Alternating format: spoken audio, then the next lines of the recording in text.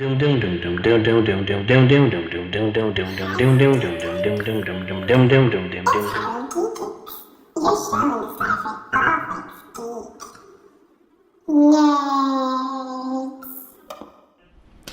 everybody, welcome back to our show, HieroGeekicks. I am your host, Brooklyn Boy T. To my left is the great Darko Manhattan. And to my right is my man Mayhem Mike. And across from the table, you can't see, but across from the table, it's big, sexy Sebastian Bonet, aka and Beyond Family. What's up? I want to change it. I want to change mine. First of all, I want to be low swinger, Mayhem Mike. You know what I'm saying? Your knees are swinging low? Yeah, sure. We can go with that. All right, everybody. Today we got a good one for you. I'm actually here to defend myself. We will be talking about DC Comics. Can I say real quickly? Yes, sir. The safe word today is Martha. It made sense. That is my hashtag. It made sense. Hashtag it made sense. Hashtag no it didn't. All right, cool. Hashtag BDSM. So, Justice League, Batman vs. Superman, Man of Steel, Wonder Woman, Man of Steel, Suicide Squad, and upcoming we have Aquaman and Shazam. Oh, man. Okay, positivity note. Let's start on a positive note. Aquaman, although just the teaser poster, okay, because I feel like they can do so much. They can build an entire world. They can do so much. They have a little bit more creativity, so we're expecting good things for them. Yes. Shazam. Oh, come on. The Rock. Yeah. You know. Well, I mean, he's I don't not think The Rock's really going to be in the it. villain, yeah. Because, like, I was reading reports that for Suicide Squad 2, they wanted to use Black Adam, but for whatever reason, it just did not fit well with The Rock's schedule. Yeah, because The Rock, you got to fit into his athletic schedule. Which is dope. Don't get me wrong. He's the man. Here's the great thing about Black Adam. Black Adam generally isn't, like, normally the main villain. And technically, he's a... he's an anti-hero. There you go. And he's a complex character. So that's dope. I'm also looking forward to seeing character development from The Rock and seeing acting development. Because we already know Rock for the big bad guy. I'm The Rock. Smash. How many times has he... he did the people's eyebrow, if you People's will? eyebrows, people's elbow. There you go. Rock bottom. And Lay it to smack it down. And Jumanji. But whatever. So positively, I would definitely say... Pie. Wu-Tang Pie, oh my God. Rampage. I will definitely say... Oh, yes. I would definitely say I'm looking forward to both of those movies. Am I expecting a lot out of them? You should be. Out of a 10, I'm going to give you a 6. You could say You're it. better than average. Yeah, no, he's... You want to know what's the thing, though, with The Rock? I think he wants to really have Black Adam to be one of those characters that's a franchise player. That's what I think he's aiming for. Because when he attaches himself to something, he wants to make it big. Yeah, he wants to make it better. Well, I mean, Black Adam is a big character. Let's be real. I mean, yes, but at the same time, and this is my gripe with DC. You get The Rock to be Black Adam, and then you're trying to make a franchise, or it appears that you're giving The Rock the ability to do a franchise. You start with Shazam, make your way to Black Adam. Fair enough. Actually, start with Superman. If Black Adam becomes a bigger franchise than Superman, your flagship character, that's a problem. Yeah. Christopher Reeves is not happy right now. With I don't appreciate you guys disrespecting Henry Cavill. I'm not this. No, Henry Cavill looks great as Superman. He's great, yeah. I'm gonna give you something here. Oh, I'm gonna give you some love for Superman right now. I'm not, because Superman, the character, the actor who played, who was the guy that played him on Supergirl?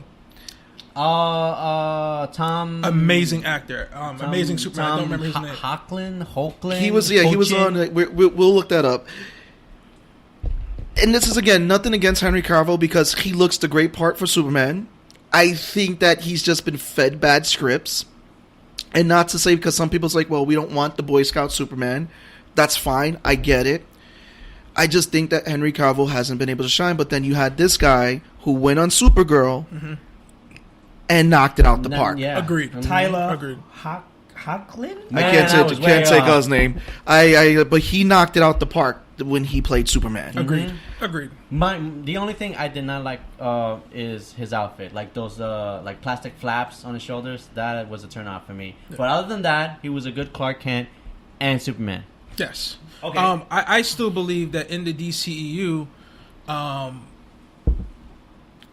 we haven't really seen the true Clark Kent. Not yet. No. Not yet. Even Henry Cavill in interviews have said that. Yeah. You know that he hasn't been given like the opportunity to shine as Superman and as the character that we all want him know. to be. Yeah. Right. And I think that's why they should have done Man of Steel 2. Yeah. It shouldn't have been Batman versus Superman.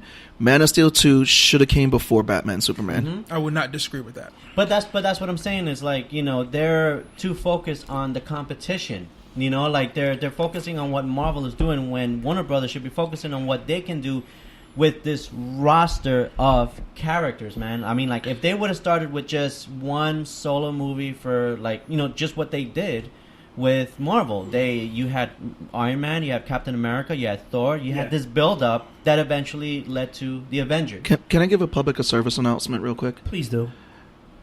If you're trying to copy Marvel, and you're feeling real bad, because we'll take a look at it. The DCU, Transformers universe. Oh yeah. Ooh yeah. I'm gonna throw some shade right there. The G.I. Joe universe. Oh my God. I'm not gonna say Star Wars because you know what? They're behind the mighty machine, so they're sharing rooms with the writers. There are things they're working out because you know. But at the end of the day, Can't go easy on Star Wars, sir. We'll go with that. At the end of the day, eat your baby sauce first. Not the steak. Eat the baby sauce. Go baby sauce, not steak. Stop slapping the baby with the steak. What? How I'm do gonna you cut to commercials. how do you follow that? I would just say this. I don't think it's the Marvel method. I think it's a method that's been No, shared it's- by all, but Marvel perfected it. Everybody's Sure. copying it now. So, to this extent. which is what they should have done. I'm gonna quote from Scary Movie. I think it's Scary Movie 1, where the guy was gonna jump off the roof and the girl was like, "What are you waiting for? I'll do it," you know. And it's just like, okay, Superman. Can we talk about the colossal fail in movies aside from Christopher Reeves? How much it's been. Like, besides Man of Steel, which is like a great graphic battle on all of advertisements, right? But if you take that away and you look at the basis of the script and the growth of character and the stuff that he had to deal with, it's dope. I don't agree how Pa Kent died, but I was willing to accept it. I was willing to accept asparagus with my steak, even though I don't like vegetables. Whatever. The one before that, where him and Lois had a love child, and the love child, oh my God, he fought an island. You know who fought an island? X-Men. Genosha. Remember that? Okay. We don't talk about that. I feel bad for this guy who played Superman in that movie. Brandon What's his face? Brandon Brandon Routh. Routh. Because he plays a great Adam. Adam, yeah. Awesome. But the Man of Steel, I didn't agree with Paul Kent stuff. Paul Kent only because I don't feel like there was a real big payoff in some way when he had to kill what's his face? Zod. Talk about I feel. Neckbreaker. No, it was. But I feel like if Paul Kent stuff, there should have been something much more bigger with the character. I just didn't see it, and I feel like that was a waste of a character's death. For Zod? No, for Paul Kent. Okay, Paul Kent. I'm sorry. Yeah, Paul Kent. Okay. And it's like, you know, it's like Paul Kent died. Paul Kent. We're gonna call him Paul Kent because it's Paul. It's Paul. I feel like his death was supposed to be like, okay, you don't be Superman. Don't be Superman. Like, you know, don't show your powers and all that. Like, But you know what? it's like anti Uncle Ben death. You know what? Yes. Here's the crazy thing. Had they released Man of Steel 2 beforehand, they could have actually expanded on Paul in flashbacks. Well, I think recent interviews with Henry Cavill said that when that Man of Steel 2 was supposed to build on the death of Zod. That was the original plan, was for Man of Steel 2, maybe a movie in between, but definitely not Batman. He wasn't supposed to star in another movie in between.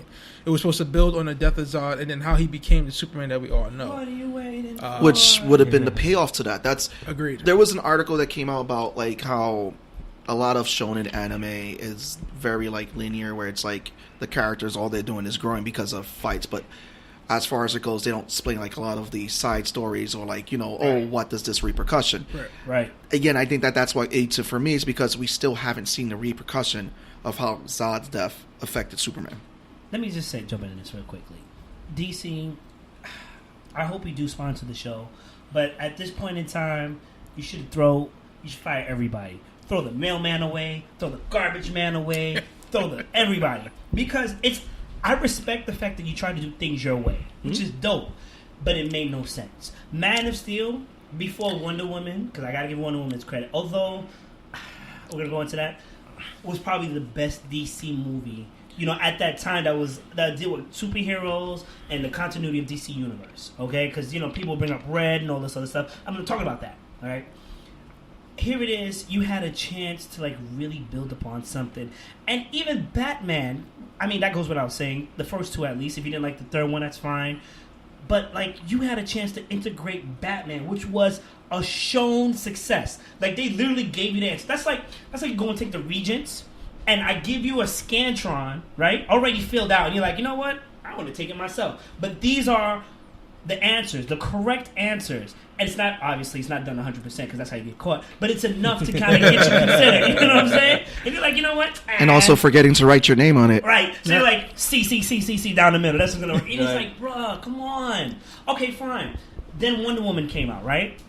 I'm a little mixed about this 1984 movie, but I'm willing to accept it nonetheless to see what happens. But Wonder Woman came out. I love the hidden messages and tones about feminism and all this other stuff. It was dope. The callback to Christopher Reeves. Right. Yeah. I didn't like the graphics. They weren't consistent. I didn't like the fight scene on the beach. It looked like people were in a play on a ballet with strings, and I don't understand it, but whatever. You know, I'm willing to accept it. The villain was definitely a surprise for me, you know, and I enjoyed it, but it's just like, okay. And you know what? To be fair, she grew in Justice League because that bank scene, which they kept alluding to in all the goddamn trailers, no matter whether Wonder Woman was out or Justice League, was dope. Yes. I'm sorry, it was dope. I agree. All right, Justice League. What a big failure. Can I tell you all the times Justice League previously had failed?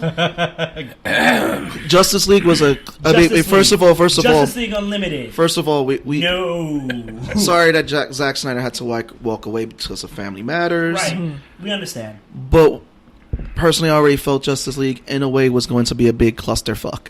There's literally a point where they focus on a family stuck in the war zone that they're going to have the fight in. What's the point of that? Are they related to Martha? I don't think that. I don't think that had anything to do with Snyder at all. As a matter of fact, I think that came after. Why is it there? You know what that's like? Because it's Josh Whedon's Zack Snyder's Justice League. That's why it's there. That was Josh Whedon. That was all Josh. But you know what though? Like, I'm not gonna hate on Josh Whedon either because the guy just was simply following orders. The guy did also his best. In a way, Josh Whedon kind of checked out with these films because he was burnt out after Avengers 2. Yeah. And plus, he was in development for Batgirl. Yeah. But even he like invested a lot of time in that, where it's just like wore him out. And so like I can understand like, you know, up until that point where Snyder stepped down and he had to like, you know, take over the helm. You know, it was just so much like on the table, you know, which is why I'm saying like I don't blame Whedon. I really don't blame him at all. He's a guy that was just following orders, WB orders, you know, producers or whatever, the higher ups, and you know he did the best he could to you know bring Snyder's vision to life. You know. So let me ask you guys. Wait, let me ask you guys this because I just want to touch up on this. Let's look at Ant-Man real quick. Okay. Ant-Man was being done by what's his face, Edgar Wright. Yeah, Edgar Wright walked away from the middle of the production because, you know, creative differences. But yet Ant-Man still did well. Do you think if DC had someone similar to, like, you know, like a guy like Kevin Feige in the middle that could have probably helped with that vision, do you think that would have helped the DC movie even with the switch of the directors? Yes. If DC had anybody like Kevin Feige in the middle, hell yeah. Well, we got Jeff Johns. We got Jeff Johns there, but yeah, but even Jeff Johns. Yeah, he has a lot. He's dealing with a lot of different worlds. But tap. What's up, Mike? Tap. Okay. For all my Marvel fans that don't really appreciate DC, I love them both, let's be real, but I'm just hating on DC right now. This is how bad DC has gotten into the rabbit hole, all right, into the sunken place. Remember that movie, Batman vs. Superman? Into the Phantom Zone. What movie? Hey, wait, what movie? Batman vs. Superman. What movie? Batman, BVS. Right? What, BDSM? No, BVS, sir. So with BVS... Martha? There you go. So with BVS, right? Yes, sir. We're going to talk about how Lex Luthor wasn't Lex Luthor, but was the father, but then wasn't the father, was the son. But then, can we just talk about Doomsday? Oh, I remember I was part of this group, and they're like, yo, that's Doomsday. I'm like, that's not Doomsday, that's some other. Why It is looks like everything Doomsday coming out of your mouth making me mad? Containment suit and da-da-da-da-da. Sebastian Smash. Just for them to renege on it, that means double back and be like, that's not Doomsday. If it didn't you happen, allowed if it didn't happen Superman in the to movie, die? it didn't happen. I think that's Snyder's way of like, you know, That was Saying he failed the fans? No, that was a FU. That was a FU. No, to Because I think he studio. failed the fans. the WB Didn't he fail the fans? failed the fans. Oh, okay. WB. They all failed the I fans. I don't think Snyder failed the fans at all. Like, as I said, I think once he stepped Okay. down and Whedon came on board, Mm-hmm.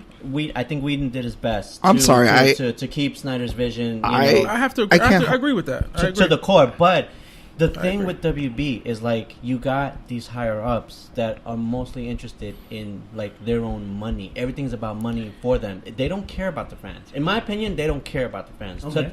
To them, They're looking through for the a fans. blockbuster. Yes, you know, but to them, a blockbuster could be like anything. But if you think about it this way, for the longest time, Warner Brothers with the DC franchises, they were delivering blockbusters, so they were just used to that formula.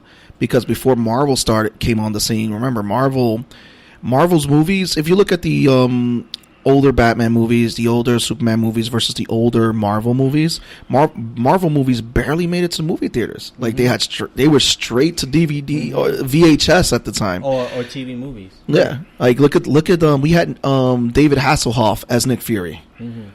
Oh Man, God! that cop- yeah. But Yeah. but I mean, I have Russell, nothing. come back. Oh yeah, Kurt Russell as Nick Fury would be dope. And that is the ultimate. but I'm Nick sorry. Fury. Now you got Sam Jackson. There That's you the go. ultimate. Shut your mouth. Listen, I'm just saying, if we were to talk about alternatives. But here's my theory of Zack Snyder. I got nothing against the guy because he is he gives you very beautiful visuals. Story wise, Very much true. I'm going to bring this up, Sucker Punch, because everybody's like always like, oh well, you know, he did 300. He didn't write 300. There was a comic on of that. Yeah. Yep. He didn't write Watchmen. But yet Watchmen was beautiful as a movie. But And it's become a cult classic. yeah, Yes. because it's just so Rightfully beautiful. So, rightfully Yeah. so. That's dope. Which Watchmen and its material, I think, will do better as a show, which I'm glad they're going to do as a show. Yeah.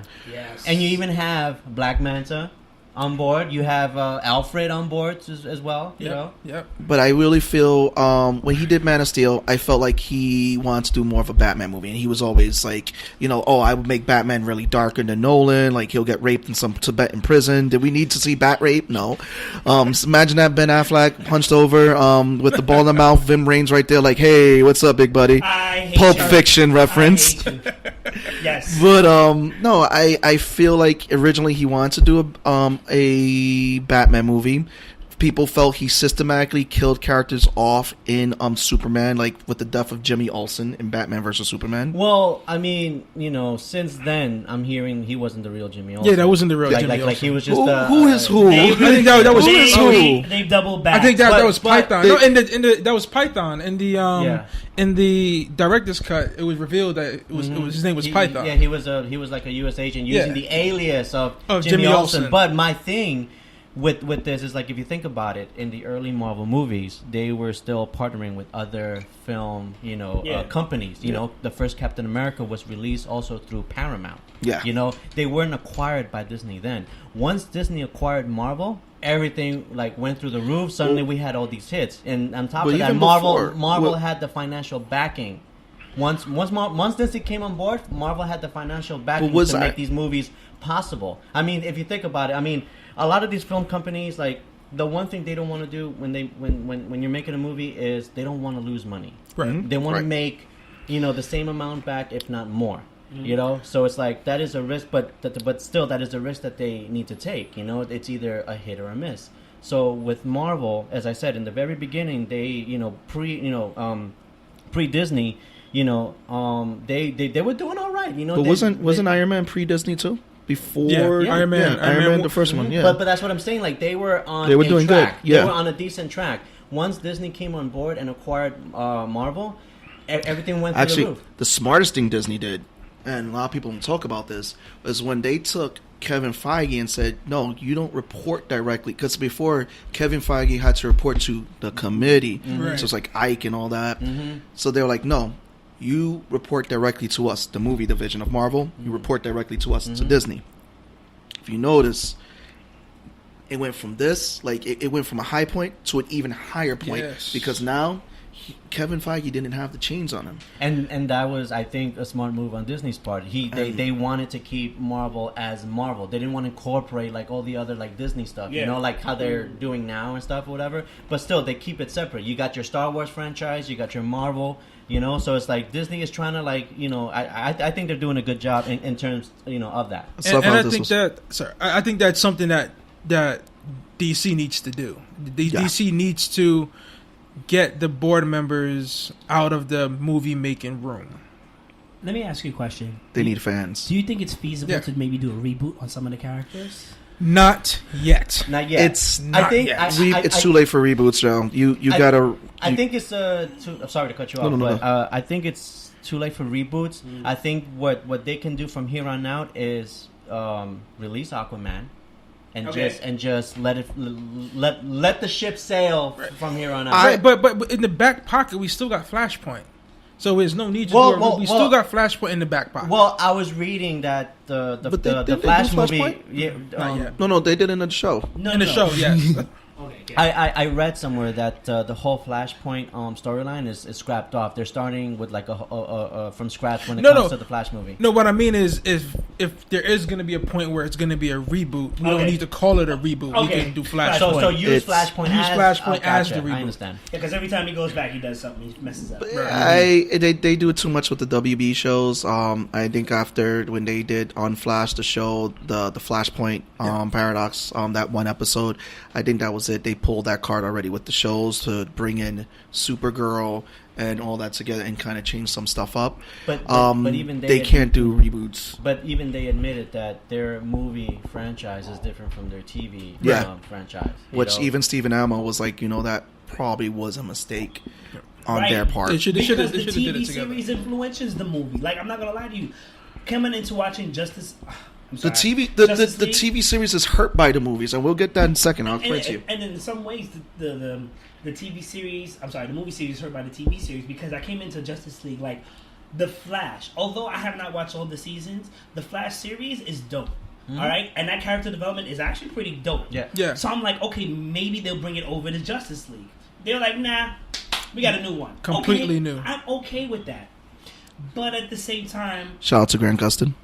Yes. But at the same time, the movie as a whole wasn't good. To a point that they're actually still going... Here's how bad people are trolling that movie.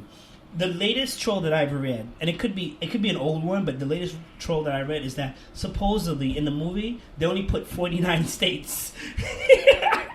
They only had 49 states. That is true. That's how like people are going... They're like combing over such a bad movie to like replicate. And then people are actually trying to do their own thing. Listen... Justice League was a failure. And I think it was kind of like the kick in the nuts DC needed. You understand? Your formula that you're used to doing is not working.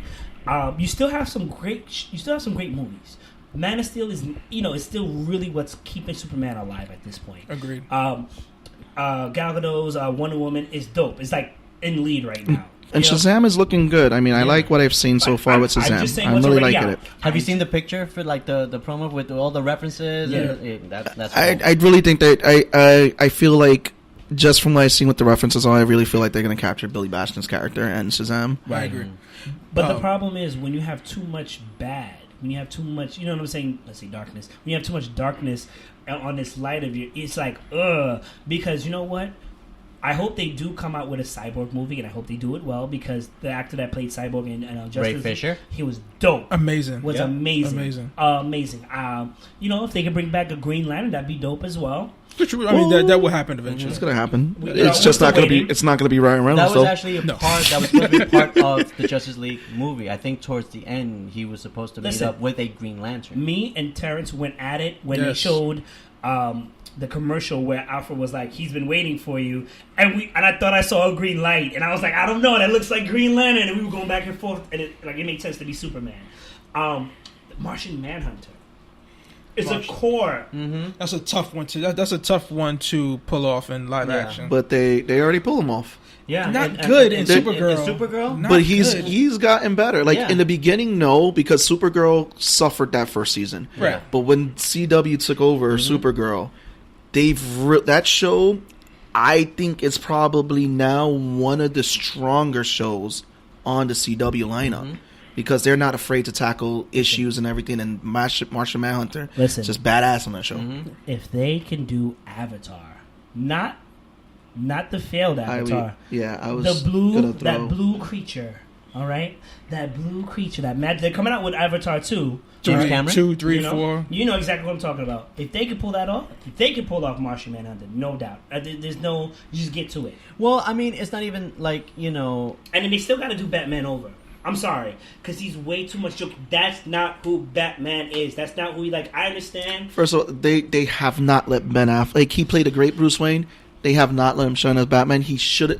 Before we got Batman versus Superman, Ben Affleck should have been Batman in his own solo Batman movie. Right. I will say I agree It with should that. have been. It should have been like The Man of Joker Steel. reference. Oh my Oh god. my goodness! Yes. Ha, ha, It should have been yes. Man of Steel, Batman, right, and then Wonder Woman. You know, like if they had come up with a solo Batman movie, at least towards the end of it, they should have made at least like a Man of Steel Preach. reference, Yeah. which should have built up to Batman v Superman. Because I still don't understand why he's so angry. Now I will say this. If going back to Man of Steel for a second, the only way Batman versus Superman should have come is if they used Bale as Batman. Really? If they use Bale as Batman, you can understand why he's angry. You can understand where he's coming from.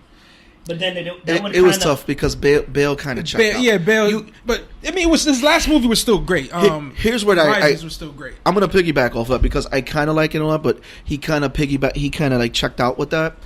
They could have brought back Bale's Batman, maybe cast someone else as him because Bale had checked out. But also too, like, you know, if you wanted to do the whole Batman versus Superman angle, remember at the end of the third Batman movie, this guy, what's his face, became he left the whole Batcave to him. Right.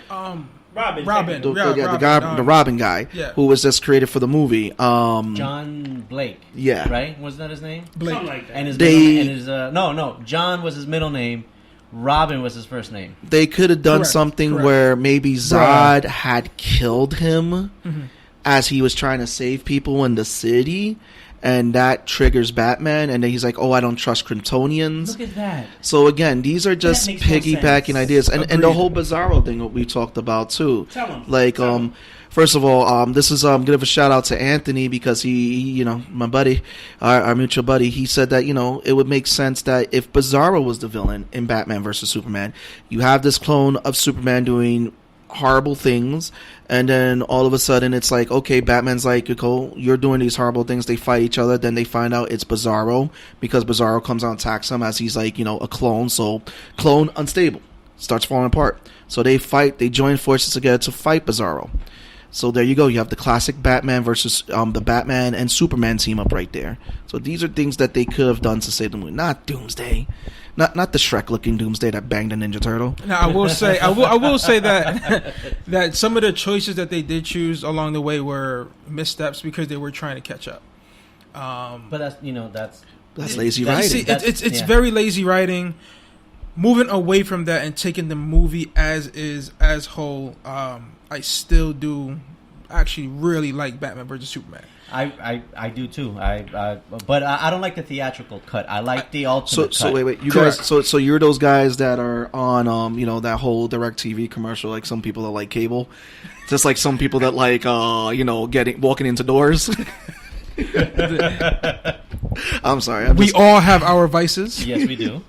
Some people here shall remain nameless, Martha. like the Fantastic Four movies. Yo, don't even come for me for that, all right? First of all, Oh, that's shade. That was some shade. forget your whole hat, you know what I'm saying? Wait, I'm we're not talking about talking your which hat. Fantastic Four movie, because the shade's gonna even.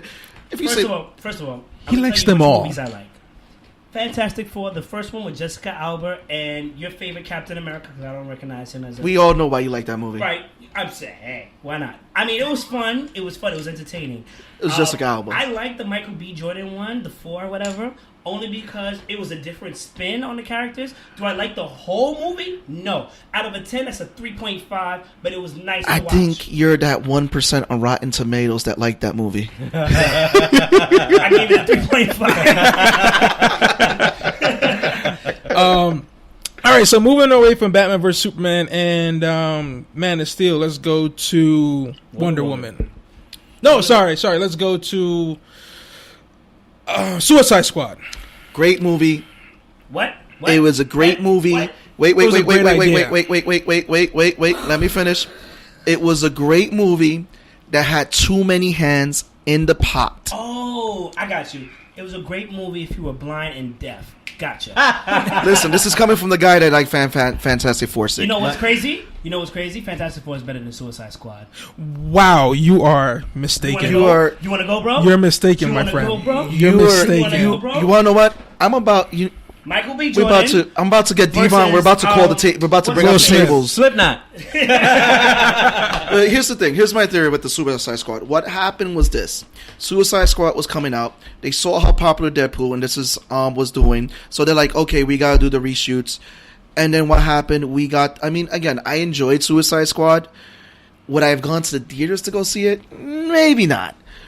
But you did. But there was no, I didn't. You didn't? No. I wasted money. There you go. I went That's twice. you. I went twice. One of the times with this guy. But this is the thing. It's like it was already horrible. messy as a movie. I felt Joker should have been the main villain. He shouldn't have been a side character because you don't put Joker as a side character. You don't put Baby in the corner. You don't put Baby in the corner. There you go. Yes. That's a deep cut, guys. That's a deep cut. They could have used Joker to corrupt the Enchantress and then and use that. See, that makes more sense. Yes. So I agree. Are we gonna talk about lack of character development, right? Yeah, that's the thing. Let me move in. That's the other thing. Lack of character development when all those characters have something to give. All of those characters have something for you to kind of latch on. Because you know what? If anybody reads the Suicide Squad, you actually kind of get attached to some of those characters before and if they die. You know what I'm saying? You do. But that's the thing. Each actor, if you notice it, each actor did play their character. Oh, no, they did their thing. But the problem, again, you had too many hands in that pot that was changing the direction of that movie. Will Smith, I don't know why they gave you that script for that character. It made no sense. Will Smith played the hell out of that role. Yes. In my opinion, that scene when he was on the cop car and he was taking out the zombies, Whatever those were. Mm. That was one creatures. of the best scenes in the movie. Which is fine, but character development wise, Again, I think he developed a lot throughout the movie. You know what was more interesting than watching his character development? Paint drying. I actually have some paint. You want to see it? This is the thing, but here's the thing, though. What color? His character, Black. Okay. Joker Green. Joker Green. There you go. There you go. His character, and Margaret Robbie's character, which outshined everybody because everyone loves Harley Quinn. Crazy, but Everybody loves Harley. You They have can't to. do They- Harley they- wrong. no, you can't. And Well, you want to know? it's- She's a fan of the character. Well, it's not like they couldn't do her wrong, but you couldn't have Suicide Squad without Harley. No, You know, there's no way in hell. but Not she was a today's- big fan of the not character, today's, yeah. and Even now, when with the development of Birds of Prey, even she's excited about the production and all that. I really feel Suicide Squad for me was stronger than Batman vs Superman, but again, it suffered because there was too many hands. And Suicide Squad to me was a fun movie. It was cool, It was cool. It was having fun. having the little cameos from other Justice League members, Batman and Flash. If you didn't see the movie, like that added a little continuity or connection to the other films. Right. Which I appreciate. The mentioning Yeah, of Superman, yeah. the mention of Superman constantly throughout the film. Actually, Not even the mention of Superman, but like they even like added footage of his funeral scene at the beginning of the movie. Let's talk about Amanda Waller. Amanda Waller. I actually think she did her thing. I think She so did. too. She- Even though she I could think fit- she should have gotten more screen time. Yeah. But she was good for But what she was did. good, yeah. Viola Davis, I love when she plays characters. Mm-hmm. She's just awesome, and she hits a home run role. And I want to see more of Amanda Waller. I feel like she can be that character that not only is helping heroes, but also to a thorn in their side, just like in the comics. I'm gonna let you explain. I don't think DC was expecting Amanda Waller's character to be as popular as she Yeah, is. she was because great. she's not just a pain in the side for actual DC heroes, but also to the villains. Yeah. It's like you got to worry about Superman, Batman, but then also if you go to jail, Amanda Waller. She's manipulative. Yeah. Yes, definitely. She's not a hero. She's not a villain. She's just someone who walks Hold on. that gray line. Pause right there. I think she's more of a villain than she is. No, she is someone who walks that. Like, think about this. She doesn't walk it and she kills them. But she does. If you notice it, even from the show, because Viola Davis, she even like the I forgot the actress who played her on Arrow. If you look at it, she did everything to protect her country. Yeah. She walked the gray line. I mean, And that was the character. go back to Justice League Unlimited, that storyline where she like rounds up like the clones of all like those superheroes and stuff. Yes. She did everything she could to make sure that the Justice League were behind bars. I mean, she did everything. Yes. Like pulled every card out. Like, but anyway, let me just ask y'all this: would you prefer that Amanda Waller from Suicide Squad or the Amanda Waller from Green Lantern? Wait, Arrow? No, There was Amanda Waller in Green Lantern? Yeah, I which was tried played to by block that Are we talking about the Ryan Reynolds Green Lantern? Black Panther's mom. This was Angela Davis? Yes. You know what? I will have to go back and force myself to rewatch that movie now. I'm gonna go with Viola Davis. I'm gonna go with But Viola I would Davis have to go with until the Viola. next episode. Because that Green Lantern movie does not exist. Even Ryan Reynolds said Facts. he went back through the timeline as Deadpool. I saw that. Thank Thanos That's snapped right. that movie. He snapped his finger 5 times for that one. Yep. It's like this Gonna get it, gonna don't get it. exist. Cool. All right. So moving on from there. Aquaman. Well, let's go. We're talking about swimming Khal Drago. I am Drago. Or Swimming Conan.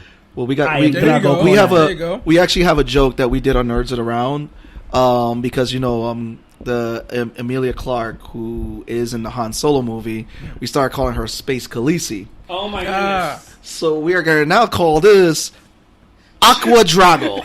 She is mother of dragons in space. So let's talk about Aqua Drago. Go ahead. Yes. Let's talk about Aqua Drago, Mr. Jason Momoa. I personally, when I first heard that he was cast as Aquaman, didn't like it. Not Really? that I didn't like it because I don't watch what's that show he's on? Game of Thrones. I don't watch Game of Thrones. Hold on, you don't watch Game of Thrones? I do not watch Game of This Thrones. is I'm awesome. waiting for it to. I think it's finished. No. We're geeks here. There is the Boot Center. I agree. I feel like that reference of it was wasted. agree. Aqua Drago. There you go. It was wasted. No, I got it. it. Was so wasted. I got it. I No. want to reboot this. Reboot. Snap the fingers. So, because I don't watch Game of Thrones, not that I don't want to, I just feel like it's too deep in. I watched a couple episodes and I have loved it. You introduced it to me. Shout out to me. It's just one of those shows that you really have to sit down and devote your time and watch. Correct. You know, and Correct. Unfortunately, And it's long. Unfortunately, I don't really have Bruh. that kind of time. I But want- I am aware of like Bruh. Game of Thrones and the references Bruh. and that goes on and all Let me that. ask you a question. How many episodes have you watched, Doko? For Game of Thrones, Yes. the first one. Okay. How many episodes have you watched? About 4. 4? About 4. Anyhow you get to 5, it's generally 3 that hooks you, but anyhow you get to 5 or more, Yeah. you will find the time, because it's one of those things, it's like playing a game. You get a new game, you're like, all right, I did everything I need to do, I need to sit down. Oh my god, I'm in. Put it this way. Yo, it is so If much you- information. Here's the crazy part. Hold on. You can watch a season over twice, 3 times, 4 times, and find new stuff by watching the second season If over and watching it again. Oh my you god, get it is through- great. It is great. That first season, that very ending of the first season, Oh my god. hooks you. I don't want to say what it is. No, you can't. I believe you. Yo, like it's going to you know what it's like? It's like one of it's those on guilty my pleasures to-do you'll be at list. work. No, it is. It really It is. is I mean, on my to-do list. I promise it's you, it's like, on the I have to-do a lot list. of people like recommending shows to watch to sit down with. Game of Thrones is one of them. Yep. No. Vikings was one of them. But you know what though? Like as I said, when it comes to these shows, you really have to sit down and devote your time. I want to say Game of Thrones is as big as the Super Bowl, as the playoffs in the NBA. Ooh. I don't really watch baseball, so I'm not gonna say that. Also, too, maybe Did you know that the FIFA? final season? Did you know that the final season of Game of Thrones? They're saying that each episode is going to be feature length Yes. for the final season. yeah. Yes. Like 2 hours long. They're like an hour and a half to 2 hours long. Yeah, because I mean, it's the last season, right? Right, Yeah. it's the last season. I'm waiting for it to be finished. That's my thing. Yeah. I'm waiting for it to be finished, and then I'm going to you're start gonna from live the in a beginning to the neighborhood end. where the last episode, And- where every Sunday into the last episode, all you Put it hear this is, way. oh, we should film your reactions when you see the red wedding. Oh my god, I'm done. Okay. I'm game. Yeah, I'm yeah. game. I'm down. I'm Sure. game. You But know. wait, but we're talking now about Cal Aqua Drago. Yes. Aqua Oh, sorry. Java, yeah. I caught on We track. got sidetracked. We got So- sidetracked for a bit. Yeah. My knowledge of Jason Momoa from the other movies that he was in, his acting was never that good. Again, because I haven't seen Game of Thrones. Yeah. So he was also in Stargate Atlantis, and I think he did an okay job with the character he played. But He was in Conan. I didn't like Conan. He was in Baywatch. Well, does that Conan does it even count with him in it?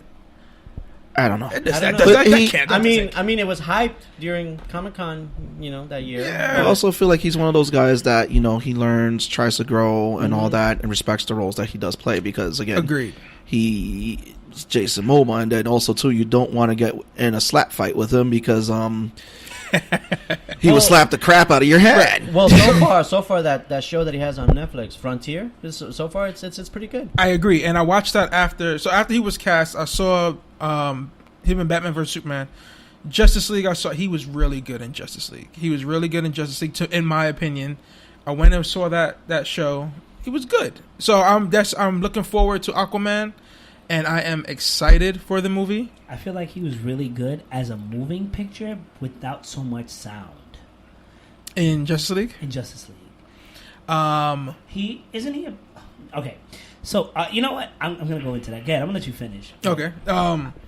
No, but as far as his I'm gonna let role you in the finish, movie, T. But Namor the Submariner is the best Aqua King ever. I'm sorry. Namor can't even get a movie yet, bro. I'm okay with that because he's got so many other games and he's in so many other great comics. I'm okay with that. He doesn't talk to fish. He doesn't That's even his know only he's power. he doesn't even know if he's an X-Men now. yep, he doesn't even know Wow. his He's coming. role. He's He coming was and part of the going. Illuminati though. So, I guess what are you guys' thoughts on Aquaman? Well, when it was revealed that Jason Momoa was gonna be Aquaman, well, for starters, I thought he had the look, the long hair, the goatee, Fair enough. whatever, Yeah. the tattoos and all that. And I mean, Justice League could have been better. Don't get me wrong. I feel like he overdid the character a little bit. I'm a swim. Woo! That sort of. I think it happened just like that. Yeah, woo, fish, I'm a swim. I think I had that a fish. I think that sort of enthusiasm should have they should have put that aside until after he's established as the king of the seven seas. But I'm so confident with this Aquaman movie. I feel like this can be their reboot. Like we were talking about reboots earlier. I feel like this can be their reboot. I feel like Shazam could follow in that reboot, quote unquote, and just give new life to the DC universe. Okay. Yeah. I can't think anything because one, I haven't seen Justice yet because I refuse to pay for it. Two, Hood release. yeah, it was on HBO now, so I got HBO Go. But you have to see the ultimate fan cut. You have Oh, to. the fan cut is great. The fan cut is great. Way better than the theatrical cut. You have to. I'm gonna get into that in just a minute. I'll get into it in a second. Two, I feel Jason Momoa is probably one of those actors that they've casted that will actually study the character and try to own it. Three, I feel that when we get the Aquaman movie, that's when I can really judge him as the character is in a solo setting, because to me, putting them all together in Justice League, again, it's rushing the characters. It goes back to Thor 1 syndrome, where I feel like Thor was rushed in the first movie, but it did what it had to do because it was an origin story. We don't get that. Even if they had to rush Aquaman to give an origin story to explain him, I just don't see it in the team setting, so I can't really judge yet. I can't. So let me not piggyback, but let me just take a different route on this one. As always. Aquaman in Justice League wasn't worth the hype. I think he was more of a tasty treat for women to look at. Let me not say that. Tasty treat if you like, Jason Momoa, to look at. As far as character goes, he could have been an interesting character. I'm not saying that he was just like lame. No, I'm not gonna say that. But he could have been a more interesting character had they given a little bit more origin. If they allowed him to develop a little bit. The whole is it Atlantean? Yeah, Atlantis. There you go. That's what I was going to say. Atlantean City, Atlantis. They could have Hence developed Stargate Atlantis. They could have developed that scene. You understand a little bit more, so we kind of get a feel. You do get a feel of like isolation from him. You know, in the beginning. I'm not going to discourage that. He definitely owned that. Well, you know, he's still coming into terms of who he is and what responsibility he is. Hold on, sir. I got to piggyback. I got to piggyback for you. Whole year. Okay? I know. Keep going. Whole year. 65 I got a baseball bat. 65. So, do I think he could have been a better character altogether? Yes, because we're used to him being like this arrogant, standoffish guy, which they didn't necessarily go because we don't see the movie just yet. It might still happen. But then he was a little bit. Yeah. He was a little bit. He had, because he's powerful, whatever. Yeah. He still had the chance to develop a totally new character and a new light, and I didn't get that from him. You know, all I got was like this kid, or let me say this teen who's like up for like who's finally being accepted by another group, and it's just like I don't understand what's going on per se with him. I'm looking forward to the movie. I'm looking forward to the new direction that they're moving him. But I think in Justice League, they didn't do him justice. Ha! Look at that. Justice League didn't do him justice. Pun intended. Oh yeah. Pun intended. So they showed his homeworld in Justice League. I take it because I haven't. Yeah. Do you think 10 that seconds. if they went the Black Panther route, where all they did in Captain America, they introduced Black Panther, but then waited to the solo Black Panther movie to introduce us to Wakanda. If you think they did that with Aquaman, do you think that would have helped the character if they waited to the movie? Yes. Yeah, I agree 100%. I agree 100%. And the reason for that is because when he was in Atlantis, it was extremely rushed.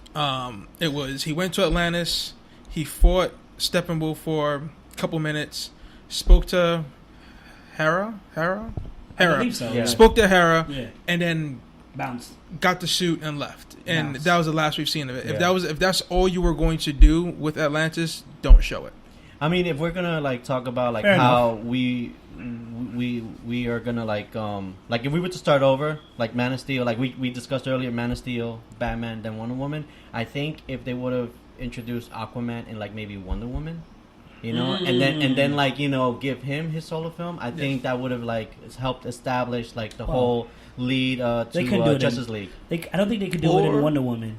Or He you was give alive then. Aquaman his solo He movie. was alive.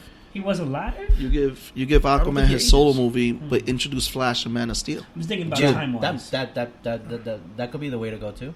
Yeah. Because Marvel, if you look at it, there's two characters they left breadcrumbs for, which was Hawkeye in Thor and Black Widow in Iron Man 2. Right. If you introduce Flash in Man of Steel 2, and then you give Aquaman his own solo movie, there you go. You build your 4 characters right there. Then you start introducing other characters. Yeah, like the Or Flash. Agreed. No, I agree. I agree. So, we're all hopeful for this new Aquaman movie. Yes. We are. In theaters, December 2018. That one. They didn't pay me to say that. Send a check. Well, so far Cut in the check. in theaters check. December 2018 because supposedly I'm hearing that they want to push back. They want the to push release it date. back, and if they have any doubts of pushing back the movie, push it back. Yeah. I don't want to cry. At Yeah, I want something good that I'm going to spend my money on. Yeah. But you know what's funny? We kind of did have a DC versus Marvel battle when it was Man of Steel going up against Captain America Civil War. Yep. And DC gave up on that date. Yep. They moved. Good thing they did. They moved. Let me stop. I got nothing against it. I'm going to go back. I'm going to piggyback off of my buddy Pete. It was a conversation he had with a young fan at Great Philly Comic Con. If you guys ever happen to go to Great Philly Comic Con, please go. Great Philadelphia Comic Con. Dates are already announced for April. Awesome convention. But it goes back, having a chat with the young fan. And this is the thing. We could be super critical about these movies, but it actually is an exciting time to be a geek. Because remember, growing up, it was hard to get movies like this. Oh my god! You're right. And even though DC, like we can say like, oh, we feel like it's trash. Like we respect the hell out of everyone who has worked on these movies. Don't think that we don't. You guys, you know, and even though we're being super critical and stuff like that, we respect the hell of what you guys are doing, and it's just a great time to be a fan. Chris Nolan, Richard Donner, Tim Burton. Let them know. You know? That's right. Yeah, Like, definitely. remember, like in the Zack time, Snyder. Okay. I would dare to say this: fans that are living in basements sending death threats to people because I thought that was wrong, and I have a whole thing about that. Go back in the day on VHS tapes and watch what we were originally given and how people were originally treated before the whole thing of the internet. I agree. It was complete trash back then. So again, nothing against the trash that DC is delivering now. Listen, we thank you guys because you want to know what? Once you hit bottom, the only thing you can do is go further. up. Oh, further down. Bottom. Oh, we know where you go. You're bottom guy. Hey. That was like an open-handed smack. You know, listen, no. But no, great I words, just wanna- great no, words. seriously, we definitely Great appreciate words. it, man. We could talk. We sit here all day and talk about, Yeah. goddamn it, Game Boy with batteries. You can go further back Yeah. on how hard it was to be a geek and have all this stuff, man. But I still want Aquaman to be great. Yeah. I want it to be great, and I want Cyborg to come out next year and be great. I want Flash to focus more on Flash as a movie, and it's gonna be interesting. Mm-hmm. All right, I'm gonna let you talk. I'm sorry. And I'm hopeful for Shazam. Oh, Shazam. The original Captain Marvel. I'm Yep. gonna point that out. That's Ooh. right. I'm not the hugest fan of Shazam, but this movie does look good. I don't know his story too much, other than the obvious. It looks promising. But it looks very promising. Mhm. It looks very You know? promising. It It looks like a kid in an adult's body. I wasn't too sure about Zachary Levi's casting. I mean, I'll admit, because I mean, not for nothing. All I thought was Chuck, you know, from the TV show. I mean, that's what a lot of people mostly connect him to. You know that, and if you're that much of a moviegoer or a comic person, you'll know that he was in Thor 2 and very briefly died in Ragnarok. Correct. You know, however, once the pictures started coming out, now since they've officially been released by Entertainment Weekly, I have to say, it's starting to look pretty good. I'm just gonna drop names now, and this is why I don't question casting anymore until I actually see it. Heath Ledger, Christopher Evans, and Michael B. Jordan.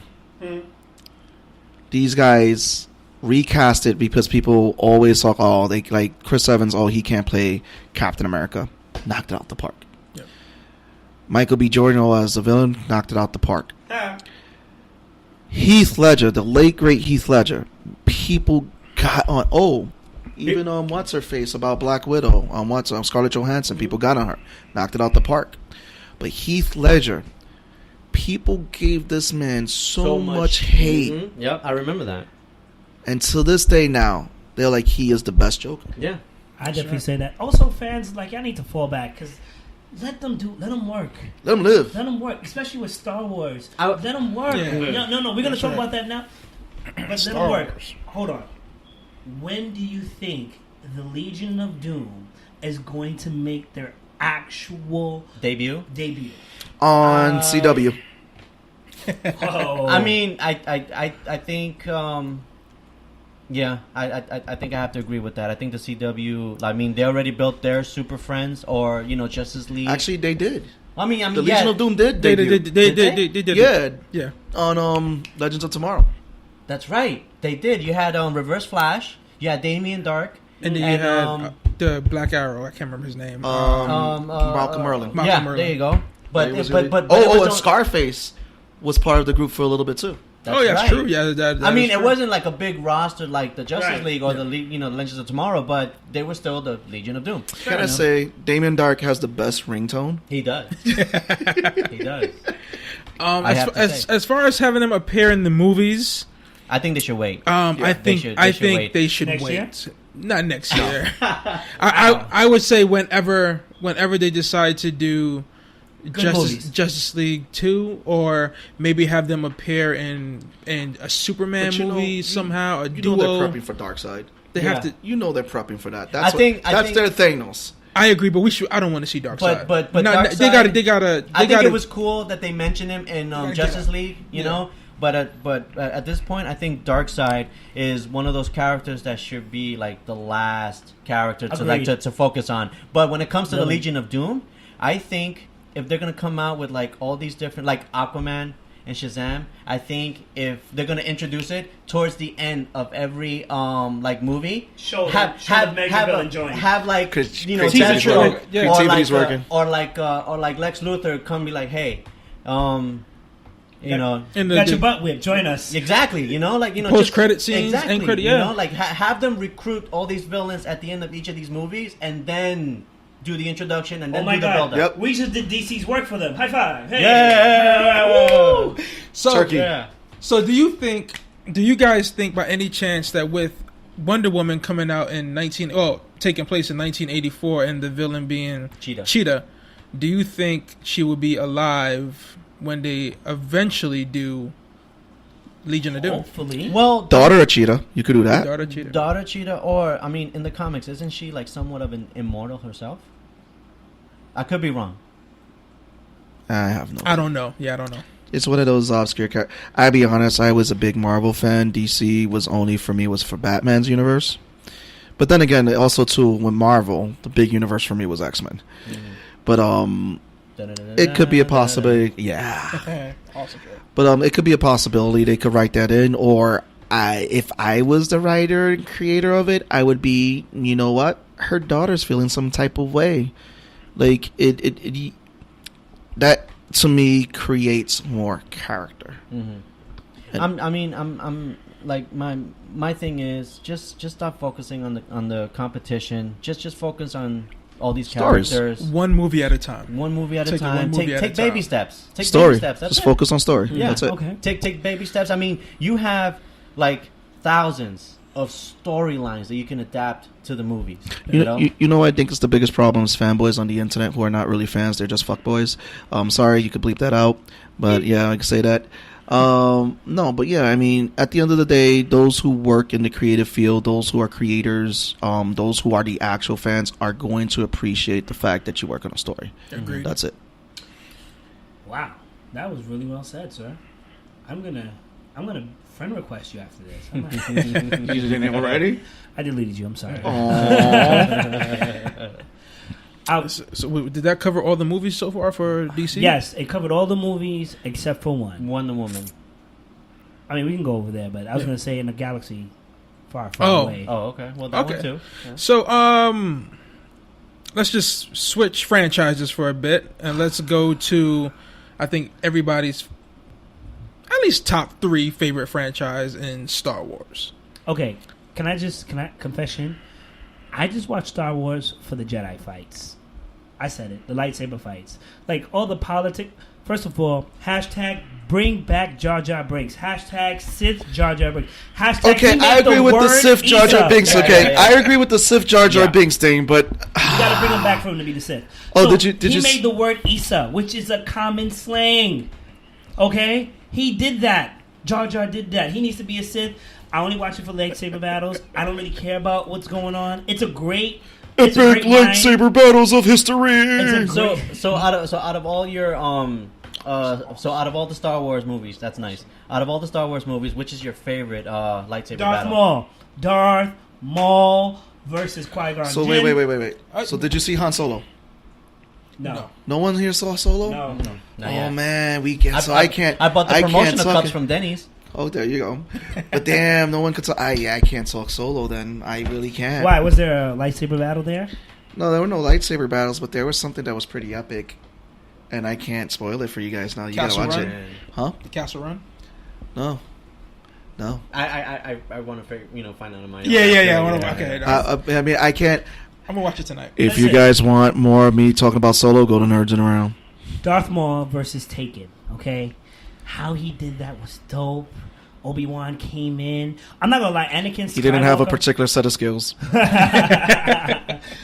Anakin Skywalker, when he finally turned over to the dark side, I mean, when he killed those kids at the academy, that was heartbreaking.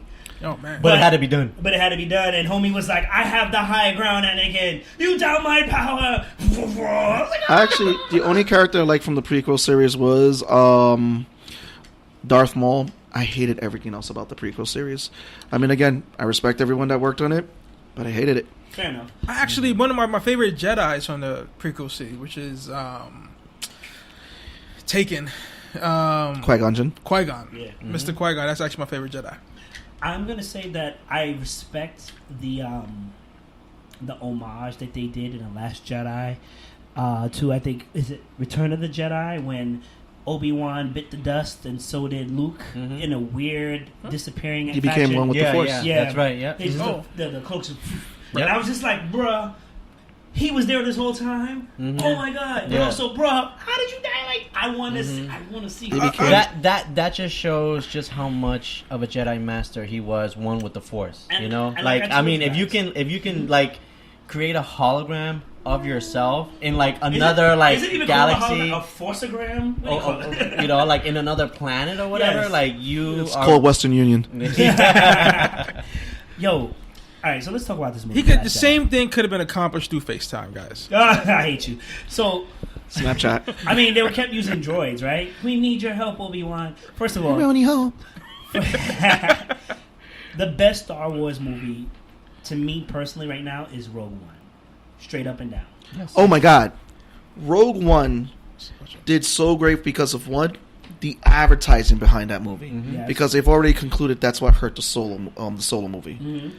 Rogue One had the epic advertisement for it. Yes. Two, I mean, you already knew what was going to happen, but in that short span of time, they made you like these characters. Oh, all of them. Fell in love And with then all the characters. Three, we finally got a Darth Vader scene that we actually have been waiting for. And Screw the prequels. Uh-huh, This was the Darth Vader scene. Mhm. Him just like, okay, y'all gonna be my little, little bitches right now. Come over here. Yeah, no, you're 100% correct. Like, first of all, That was the best 40 seconds. Yeah. And- Of and Star for- Wars. For those who have not seen Rogue One and don't know what we're talking about, if you've ever played Halo, Guardians, I believe it is, where like all the Spartans are there and they all die, it's pretty much the same idea. And I'm pretty sure I'm getting the name wrong, but I know which one you're talking about. I think it's Reach. 5. Halo Reach. Reach. Oh my Halo gosh! Reach. Oh, the way they just kind of went down after a while. It's so and anyway.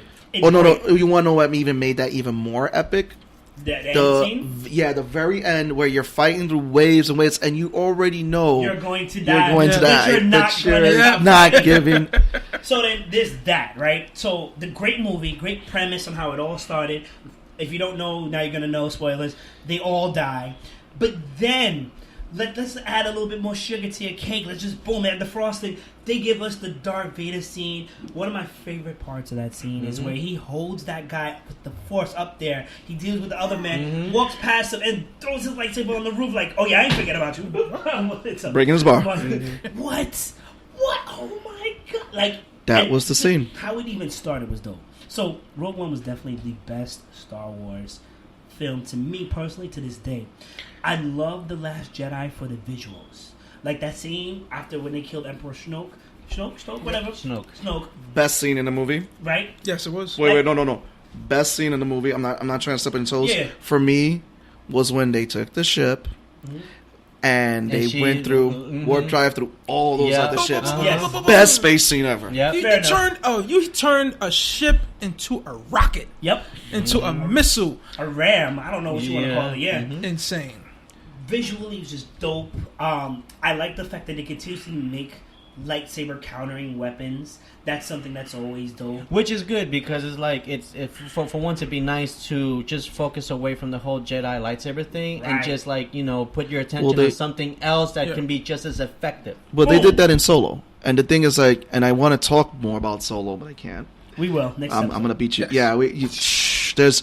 Well, first of all, when we do talk about Solo, we got to talk about robots. Okay. Because there's a theme Oh, of robots I've in heard movies. something. But yeah, the reason why I like Solo, and I'll say right now to piggyback what you're saying, they do something different that doesn't involve lightsabers, Okay. and it's just an interesting take for me on Star Wars universe. I love the whole lightsaber like thing or whatever, but it'd be nice to at least, just see them do other things. Yeah. And then when they do focus on the whole Force and lightsaber thing, it'd be nice to at least, I want to see what I saw in the Clone Wars Cartoon Network. I don't know if you remember, like the guy that did Powerpuff Girls. Yes. That Gennady Tartakovsky? yeah, something like that. Something like that. That scene. I mean, come on, Mace Windu. He took out that whole army by himself, and the fact that we don't see that in the movies pisses me off.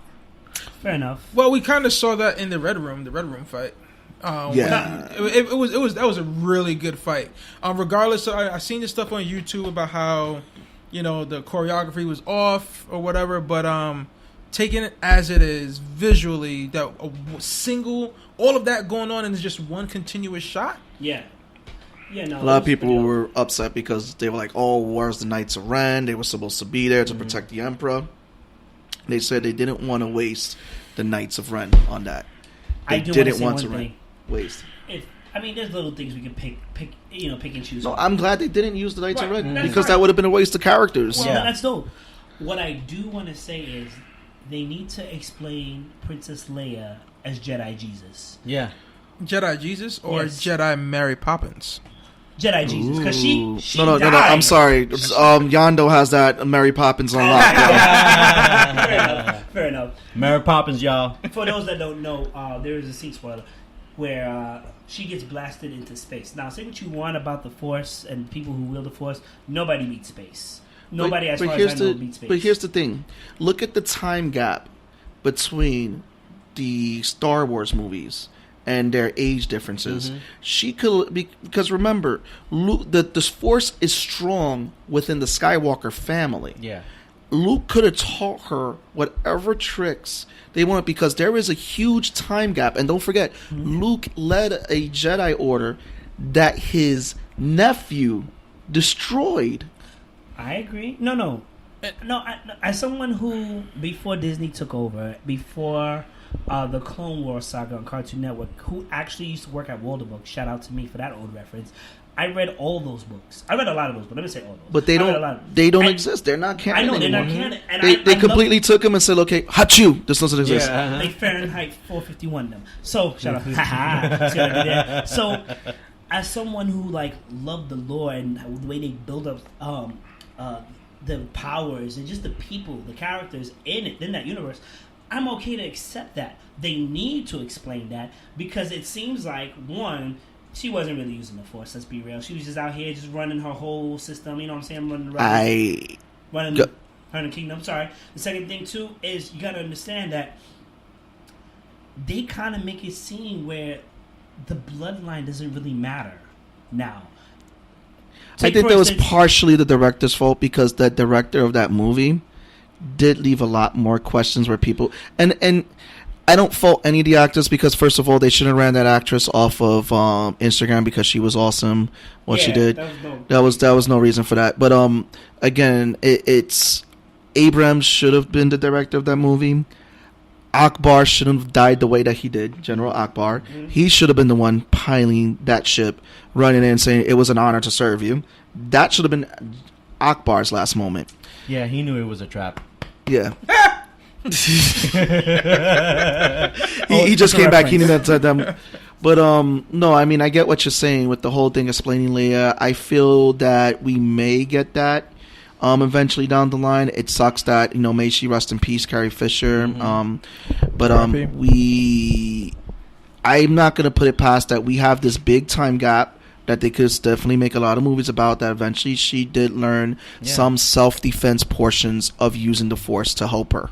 And I do agree with you, but my thing as far as dealing with that movie itself, sounds like an easy way out. It was never explained. Everybody sat there and they watched her do this, and not one person mentioned that again for the rest of the movie. Listen, I understand we're paying homage, to the great actor that she was. I don't feel that was the right scene for her, but whatever. You know what I'm saying? We can see what happens. They could probably do a lot more.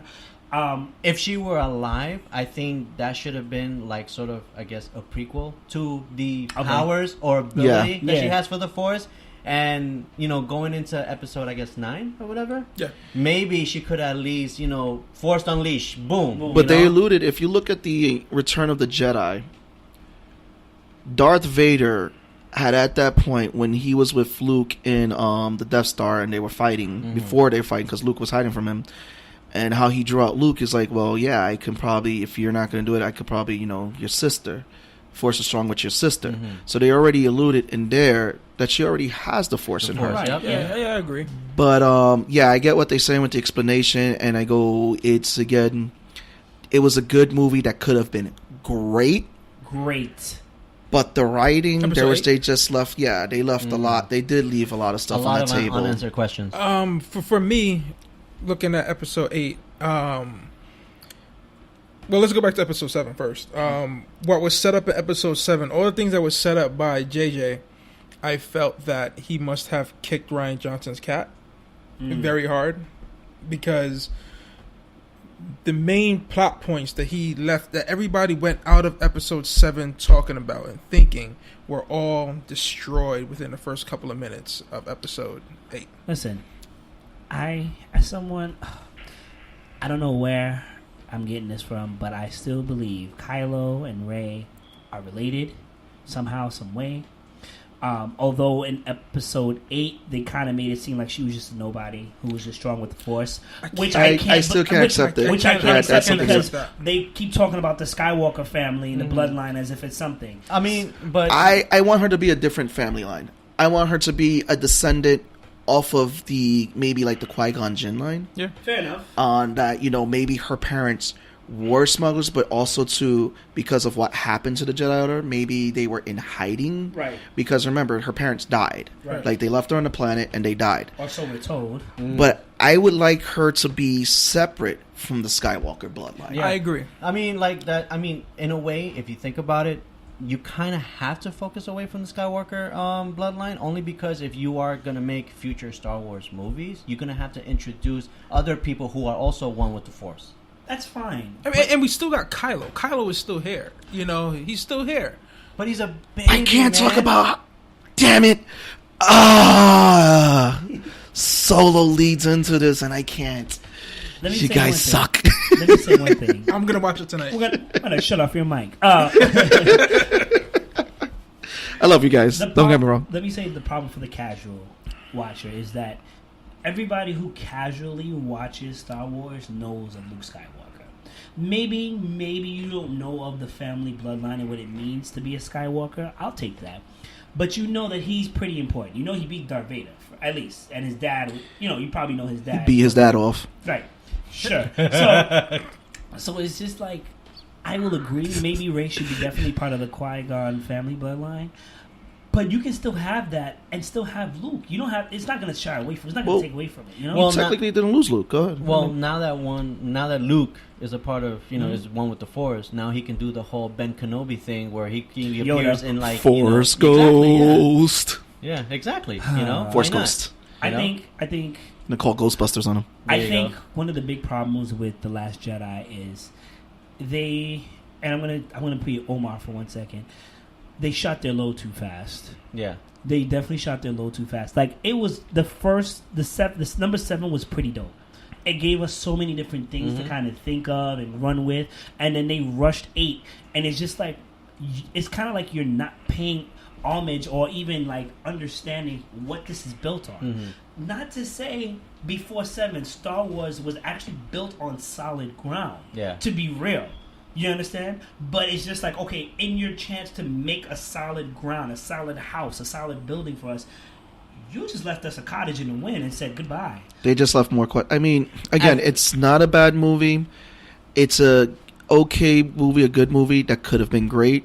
And again, I think a part of it was that J.J. Abrams didn't have really a hand in it. Like, I'll give you a great example, right? Kick this cat. Kick this cat. So, the new pilot, right? I really forgot his name. The Finn? Finn? Yeah, it's Finn, right? No, Finn and... No, the pilot's Poe. Poe. There you go. Finn Poe. So, he's another Han Solo. He's really another Han Solo, which is dope. A noble Han. I think he's a noble Han. Which is dope. Don't get me wrong. You want to pay homage to and all that other stuff, but it's not needed. Why do we need 2 Han Solos? Finn is a Han Solo mixed with Luke. Yeah. Let's put it that way. I didn't He's get a that. little bit. He's a little bit of a Finn or Poe? hothead. Finn or Poe? Poe. Poe, sorry. He's a little bit of a hothead, Mhm. but at the same time, I mean, in The Last Jedi, for me, he did realize someone's because he was quick to judge. Like the general who flew the ship, he was quick to judge her. He was quick to do this. He was quick to do that. But then when put on the sidelines and actually saw it, he was like, oh. And then when Leia was like, no, I want to train you to learn better, like to be a better person, because she saw potential in him. He's just like he was impulsive. That's fine. I didn't get Han and Luke. I got Han. Any Straight chance Han. that Poe will be like the future captain of the Millennium Falcon? Yes. No, I don't think so. I think. I think he'd be a Here's why. future leader of the rebellion. I think he'll if fly it. If he becomes the future pilot of the Millennium Falcon, Star Wars fans' minds will literally burst, and somebody's gonna get shot. I don't think they're setting that up. I think he's going to be more of the general of the. I think the ship is Rey's. Let's be honest, because she was a big fan of Han. The ship is Rey's. That's her way to get around. And Chewie's going to be with her on her adventure. I think It's going to be Rey and her dog. I think Rey, honestly, as a character, earned it Yeah. more than Poe. Poe is going At to. the moment. Okay. Leia, if you look at it, Leia is grooming Poe to be a general. That's what she's grooming him to be. Okay. Finn is after the first one. He's kind of lost, but I think they're kind of.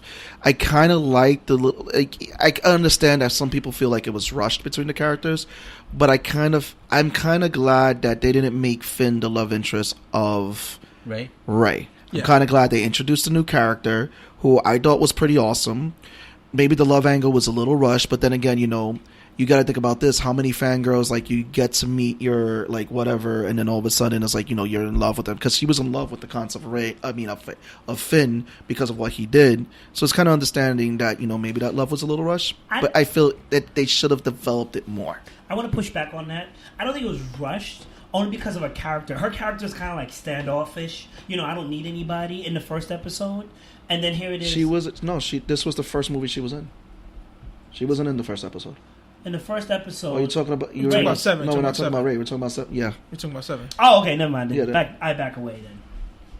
But Rey's still my girl. Yeah.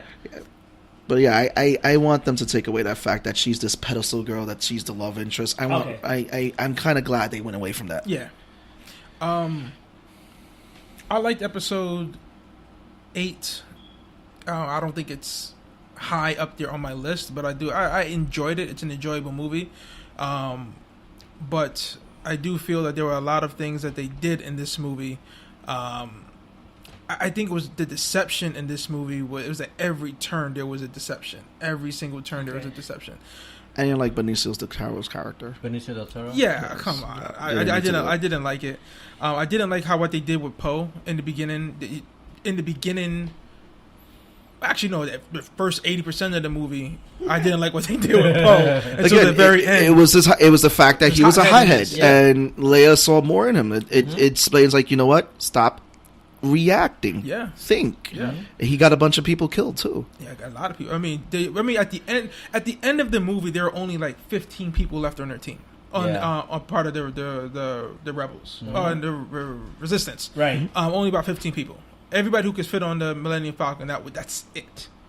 That was not the victory. Yeah. They lost. I totally agree. I mean, if you're not familiar with the background story of Star Wars or whatever, and you're just a moviegoer, as a moviegoer, I think you'll enjoy it for what it is. But as a Star Wars fan, as someone who is familiar with, since the first Star Wars in 77 up until now, there's a lot in that movie where you just like you're leaving the theater with so much questions. I mean, like, they established so much in Force Awakens that Last Jedi came out, and then you're like, well, what the hell? Right, but let's approach it this way. Remember The Empire Strikes Back? Mm-hmm. Yeah. That the Empire won. Yeah. I'm taking it as that. I was thinking that too. Yeah. And even at the time when Empire Strikes Back, even someone posted it was in the newspaper articles before social media when people used to write to the paper. Yeah. Right. People used to do that, kids. They used to write, send their angry letters to the paper. They didn't post it on social media from their mommy's basement. Listen. No, people wrote to the paper Yeah. how they thought the movie was trash, but to Yeah. this day, everybody's like, no, it's one of the better movies in the franchise. Yeah.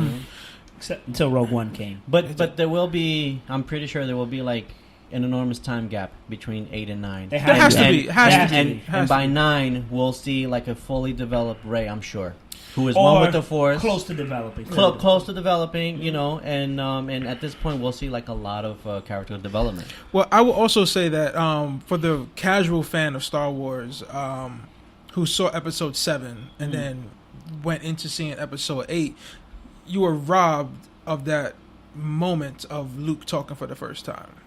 That lightsaber, like that dramatic end of the lightsaber to only grab it and chuck it over your shoulder for a big ha ha ha ha. But- It wasn't funny. No, but if you think about it, let's go into this.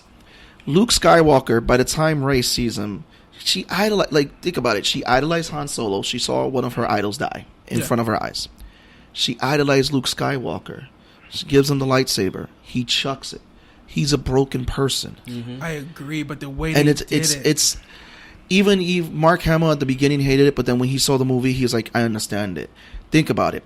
Luke Skywalker, after he explained his story to Rey, what had happened between him and Kylo, and that whole, even with Yoda, was like, you focus too much on the text, and he, like, did that whole thing. Luke Skywalker was broken Skywalker. That's what that was. Yeah, that wasn't our And- Luke. That's not our Luke. It was Luke at his worst. We never seen that. We're No. used to the hero Luke. Yeah. I think that was something that we needed to see more in the character, because not everything is going to be like, oh, well, it's about the Force. I'm like, no, he dedicated his life to the Force, and then everything fell apart. Where do you go from there? But it was his And it was fault. his bloodline. But it was his Yeah. fault. Why It- he like before he got broken. Before he got broken, Luke was all about hope. A New Hope was that's Luke. After Empire Strike Backs, after what was Episode 6? A New Hope. And- Return of the Jedi. There you After go. Return of the Jedi. After that, before Episode 7, he was not broken. In between that time, up until No, he was technically, because remember, he had in Episode 8, he explained what happened with his Jedi Order. correct. I mean, And then he up was until, like, what was happening was that the whispers were that he sensed a darkness in his nephew and he was about to kill him. But then he had Yes. stopped. But then when his nephew woke up, caught him in mid-act, his nephew reacted, used that power because Luke feared it, and then destroyed the whole Jedi Order. That was before he ever met Rey. correct. But what I mean is up until that point, the Luke that we know would not. Like, he sensed darkness, so his first reaction is to kill him. But the thing is, he thought about it. He thought about doing it, but then he stopped. Right. I think, But there was that moment when he got caught. I think If he didn't get caught, we probably wouldn't have broken Luke. We probably wouldn't have had Kylo Ren. He should have But the finished minute- it. broken. Yeah, no. He would've No, broken. no. But He the should have fact finished that it he at that stopped point. and he was wondering, like, what am I doing? No, he should have. Like, he didn't shoot his load. He just stopped midway. But no, if he had not gotten caught and like his hope, we still would have had the hopeful Luke. Okay. Like, it's like, think about this. You have a timeline. That's timeline. There's always that one point that it diverges. So at that point, that was the timeline we got where Kylo Ren caught him. Right. So because Kylo Ren saw him and completely like threw him in the rubble and then destroyed everything, that's what broke Luke even more. Right. If that didn't happen and he didn't get caught by Kylo and his hope was like, you know what, no, you're doing things the wrong way, maybe Kylo would have been one of the strongest Jedi. So that's how I take it. I agree. I mean, Okay, so moving on towards the end of the movie, Luke, even when he snaps to his senses, when he snaps back to his senses, and first of all, why wasn't he even on that planet when the TIE fighter was there? Why even pan over it with the camera to not use it? I don't know. But Luke goes to see Leia. He goes to see Kylo. He ends up fighting Kylo with the Force projection. And then at that point, it's almost as if he's not trying to say, like, at that point, he's given up all hope on Kylo. He's given up on Kylo. This is the same guy who stood toe-to-toe with his father, who put down his lightsaber, was ready to die. Again, going back off of that, I don't think he's given up on Kylo. Because he knows that this was the end of his chapter. The next chapter is Kylo and Rey. Because think about it, the next person, he did this to buy Rey and the rest of the rebellion's time. He knew, because that's his nephew, that his nephew's anger was going to tie up his whole time with fighting him and not go after the Jedi and the rest of the rebels that allowed them to escape. He hasn't given up on his... At that point, that's when we got the Luke Skywalker we know, because he still had that hope, but he also knew it was the end of his story and he was going to be one with the Force. I think one of the things you're also forgetting is that Luke wasn't perfect. Yeah. We don't know if like Yoda and Ben Kenobi came back in between that time to give him lessons, so he's doing everything on his own. And, you know, he's doubtful of himself, he's confused. It's not necessarily weakness, but it is stifling. Trying to possibly kill Kylo wasn't necessarily weakness. He was just trying to think of a way around it, I believe. You know, you're right. His immediate reaction was like, you gotta die, but then also you're my nephew, and maybe there's a way to save you. Oh, I messed up. You caught me in the act.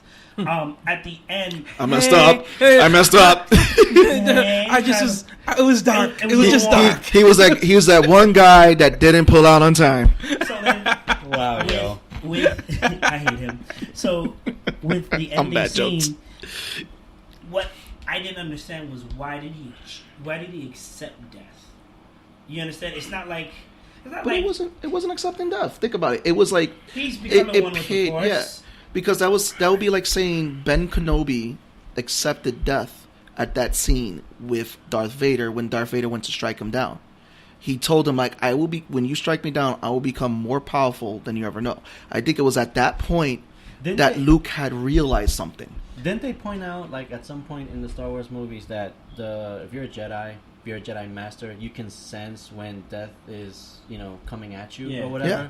Hence why, like, you know, Ben accepted his death, because I feel like Ben accepted his death. No, I think you said it right, because, firstly, if you're not physical, all right, we can't necessarily say you're dead because Yoda keeps coming back at whatever age he died at and still giving off great advice. You know what I'm saying? Ghost. Huh? He's a Force. Force Ghost. Yoda's like that guy you can't get rid of. He's popping. Yeah. Popping bottles, yes. Force Ghost, I am. But it's just like... Little Wayne. I don't know. I felt like his death, Luke's death, needed to be explained a little bit more, because it's not like he was dying.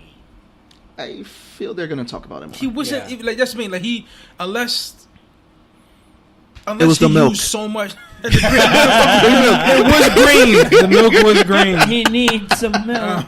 they have to at least, you know, he better be in episode discuss 9. about it. I swear in the next I episode, think he's going to you know, be. like I think he's going to come back as a Force Ghost. Yeah, that's what's you going to know, happen. like, It's like I mean, Will he come back with Yoda? My money's yes.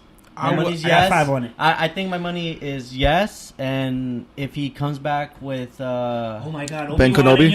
Obi-Wan. Ewan McGregor. I mean, Qui-Gon. if they can CGI, you know, like a young Leia at the end of Rogue One, they can definitely do CGI Ben Kenobi, you know, in Episode 9. But I think they'll probably do the McGregor.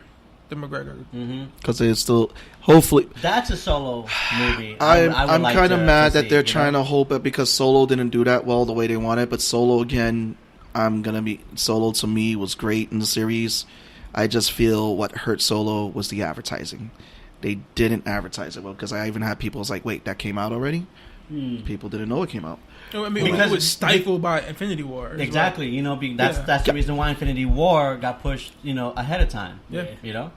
Because they didn't want Infinity War to compete with Solo. It was only, 2 weeks out? Maybe 2 or 3 weeks out? Yeah, I think it was engulfed. It was same company too, so. Snap.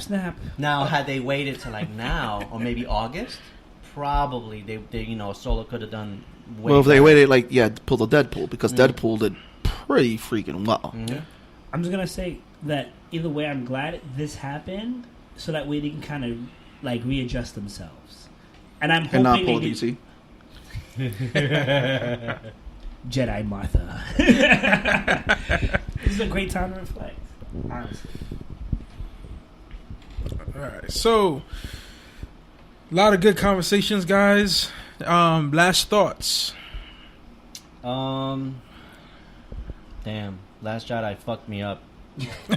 But I'm hoping that they'll use whatever they didn't do for Last Jedi and use it to focus on Episode 9. You know, that's the only thing I can think about. And on top of that, I hope they are able to answer some questions that weren't answered in The Last Jedi.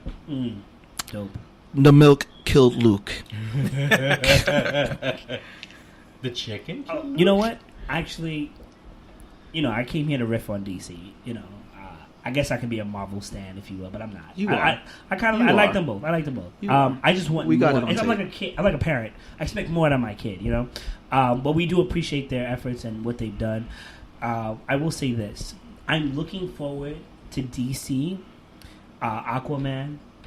I'm looking forward to Shazam. I'm looking forward to Star Wars shutting me up, like really soon. I'm looking forward to Venom shutting me up. So you know what I'm saying? Because it's so hard to be so fully invested and be let down. I would also like to re-emphasize once again that as fans, we have to understand and totally respect the actors and actresses, the directors, even the companies to some extent. We can throw shade at them a little bit harder. Because you know what, at the end of the day, it's not them, and give people a chance, stop being racist, sexist, just hateful people toward people not only just trying to live and do a job, but like just trying to be in acting in just a really great franchising world. Kind of take a step back because, if you think about it, if a family of yours was like, to say dancing, it wasn't a perfect dance. You don't want it to be like, boo, you should just stick to reading and writing, give people chances and try to work Stick in with your them. basement, Gregory. And I don't think what people understand is social media is so much more rampant and accessible now that people get it. They may not necessarily show it, but they see what you do. Take that into offense. Agreed. That aside, I'm looking forward to DC giving Marvel a run for the money because if they do that, then we're gonna get great movies. We're gonna get we so all much. win. Oh, we all win. Yeah. We win. Like, oh yeah, take it to the bank. Make movies great again? Also, does anybody know where I can find that Thanos glove? Cause I may just get it. Think geek. Yeah. Okay. I think I might get it. DC, Marvel, Star Wars, movies in general. Huge movie fan. Like you guys said, when all movies are doing good, we all win. The actors, the story writers, the people behind the seats, the directors, everybody make these movies for us, and I do appreciate it. You hear that, higher ups? Let the directors do the movies. So you can find me, Mayhem Mike, at Last Stop on the L, of course. Check me out. The podcast all about Brooklyn. Woo woo. Also Geeks Unlimited, on YouTube. Check me out as I win, cry, and sometimes even beg my way to victory. Just gonna give a couple of familias a shout out. First of all, I gotta give a shout out to the Imbion family. You can find me, Sebastian, on imbionmag.com, imbion.com, and check it out. ImbionCon is August 25th out in Long Island at Hofstra University. I want to give a shout out to the Artists Club. That's gonna be Son of Saint Angel, Jay. You'll find all the information on the site. Pete, Fat Guy Inc., Evo Comics. Finally, you can find me on The Nerds of the Round. Nerds of the Round, as it is. Nerds of the Round, The Nerds of the Round on YouTube. You can also find me on... Yeah, that's right. Gotta say it a bunch of times. Get it in your head. 3 times a charm. Also, too, the Jesse and Sebastian vlogs. And also, too, final shout-out, because you know what? We wouldn't be here making podcasts, videos, and all that if we didn't start this adventure as the Geeks Unlimited family. Geeks Unlimited family, we all had a dream to take over the world. So, big shout-out to everyone at the Geeks Unlimited family. Keep creating, guys. Keep going. Work out. Oh, jazz. All about that fitness, yes. Yeah, all about that life. I'd give a All shout about out that to fit Silk Spectre too, but she's with Owlman right now, and I'm on Mars, so there goes that. And I'm Brooklyn Boy T. Thank you for watching, listening to our show, HieroGeekics. Yo, thank you to you guys for hosting. This has been fun, guys. See you next time. Next time. Hey guys, thanks for listening to this episode of HieroGeekics, the show for all things geek. If you enjoyed this episode, be sure to like, comment, and subscribe below so we can have more discussions for you. Don't forget to visit our channel, Geeks Unlimited, and even our sibling channel, The Nerds of the Round, on YouTube. Links are in the description below, and until next time, guys, stay geeky.